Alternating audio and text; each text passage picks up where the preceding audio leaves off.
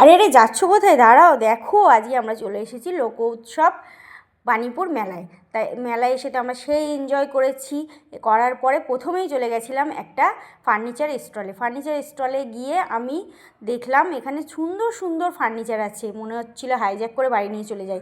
একটা ম্যাট্রেসে লেখা ছিল 5,600 টাকা, সেটা দেখে তো আমরা সবাই দেখে জেড হয়ে গেছি, মনে করছি এটাই, কিন্তু না, আমি বলছি দাল মে কুচ কালা হে। তারপরে দেখলাম যে খাটটার দাম 52,000 টাকা। সেখানে আর তাকাতাকি না করে আমরা সেখান থেকে বেরিয়ে আসলাম তাড়াতাড়ি। আর এই যে ডাইনিং টেবিলগুলো, এর সাথে কিছু না কিছু ফ্রি ছিল, খুব সুন্দর ছিল ডাইনিং টেবিলগুলো, 4-6টা চেয়ার, যে যেমনি চাও সেমনিই ছিল। আর এখানে আলমারিগুলোর কালারটা দেখো একটু কি সুন্দর, আর ছাপাগুলো। আর এই যে ড্রেসিং টেবিলটা আমার মেয়ের তো পছন্দ হয়েছে, ও তো একদম ছবি ছাপা তুলে নিয়ে চলে এসেছে। আর এই যে সোফাগুলো দেখছো, এই সোফাগুলোতে বসার চেষ্টা করবে না, দেখো শুধু। আমার তো ইচ্ছা করছিলো বসতে, কিন্তু মানে স্ট্রিক্টলি বারণ ছিল যে এখানে বসা যাবে না, দেখতে পারো তোমরা, ঠিক আছে। আর এই গাড়িগুলো না হলে তো ছোটোবেলায় যায়নি আমাদের। আর এই ফুল ফুল তো এই মেলায় গেলে তো শুধু ফুল ফুল আর ফুল, কাগজের ফুল, মানে খুব সুন্দর ছিল এগুলো, কাগজের না অন্য কিছুর ফুল ছিল, কিন্তু খুব ভালো ছিল ফুলগুলো, দেখতে খুব সুন্দর ছিল।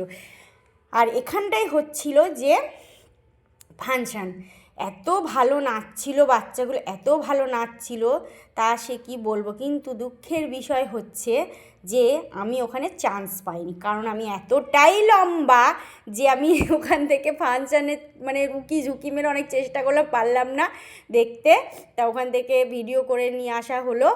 আর হচ্ছে এখানে এসে আমরা একটু গল্প টল্প করে নিচ্ছি। আমার তো ভালো লাগছিলো বেশ ফাংশানটা দেখতে। আমি ওই যে বড় স্ক্রিনটা দেখতে পাচ্ছেন, আমি ওখানটাই দেখছিলাম দূর থেকে। আমি এই যে এইখানটায় যে বাচ্চাটা নাচছে, এইটা আমি দেখতে পাচ্ছিলাম না, মানে এতটাই ছোটো আমি আর কি।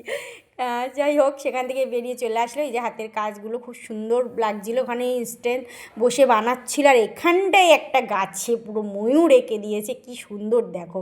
আর এই যে বাথরুমটা, মহিলা বাথরুম লেখা ছিল, কিন্তু এখানে মহিলাদের জন্যে ছিল না, এখানে পুরুষরা বাথরুম করছিল। আর A to Z পুরো ফাঁকা ছিল, মানে বাথরুমটা কোন জায়গায় আমরা খুঁজে পাইনি। আর এইটা হচ্ছে বললার চাট, কিন্তু এটা এনে যে একটা কোন শ্মশানে হয়েছিল সেখান থেকে। আর এই যে ছোটো ছোটো প্যাঁচাগুলো, এগুলো তো খুব ভালো লাগছিলো। তারপরে খিদে পেয়ে গেল, চলে আসলাম আমরা একটু মোমো খেতে। আমি খাইনি, ওরা খেয়েছিল। আমার মোমো ভালো লাগে না, ওই কাঁচা কাঁচা সেদ্ধ সেদ্ধ একটা ভাব আমার ভালো লাগে না। আর এই যে পাপড়ি চাট নিয়েছিলাম আমার জন্য, কিন্তু এই পাপড়ি চাটটা যে কি জঘন্য, কি বাজে খেতে, শুধু নুন নুন আর নুন, নুন ছাড়া আর কিচ্ছু এতে আমি পাইনি।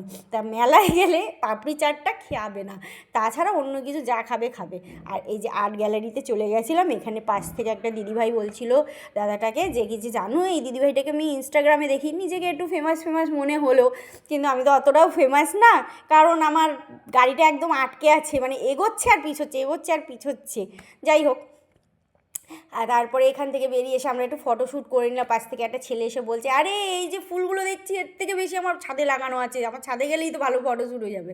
তো ওখানেই যেতে পারতে ভাই। যাই হোক, আর এই যে কাগজের এইগুলো হচ্ছে কাগজের ফুল, কিন্তু খুব সুন্দর ফুলগুলো, মানে এক একটা এক এক রকম। আর এই যে বাঁশের ওপরে যে কাজগুলো করেছে এই ছেলেটা, সত্যি মানে সত্যি হাতের কাজ করেছে, মানে এত সুন্দর কাজ করেছে দেখবার মতন। আমার যদি ভালো সেরম বাড়ি ঘর দূর হতো, আমি নিয়ে আসতাম, খুব ভালো লেগেছে। তারপরে আবার একটু খিদে লাগলো, তখন চলে গেলাম চাউমিন খেতে।